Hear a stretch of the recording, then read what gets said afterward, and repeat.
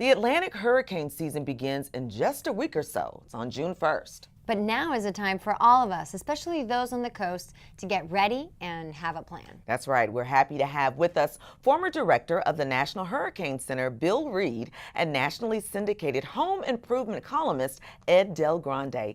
Thank you both for joining us. Oh, it's our pleasure. Bill, we'll start with you. Why is it important to prepare for severe weather before it strikes?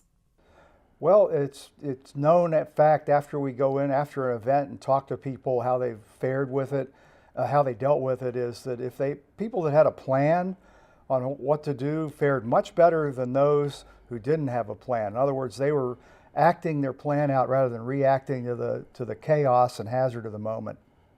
And what are the most important steps people can take during Hurricane Preparedness Week to plan for the 2016 hurricane season? Well, number one is figure out if you're in an evacuation zone or not. And then you can find that locally through a number of sources with your cities and counties. If you're to evacuate, the first thing I would want to do is know where you're going to go, have a plan for that, have a kit to take with you with water and medicines that you might need. Don't forget taking care of your pets, because you don't want to leave your pets behind. And have your car checked out.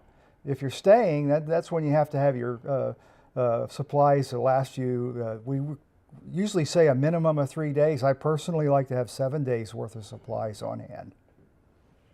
So Ed, let me ask you, what happens when people don't have access to a reliable power source?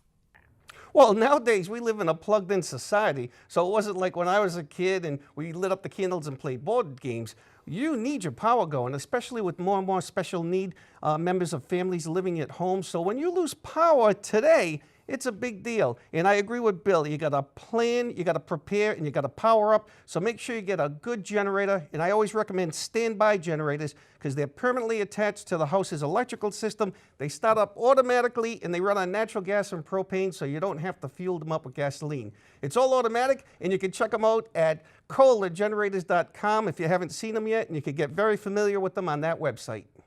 All very important information. Where can our viewers go and get more info?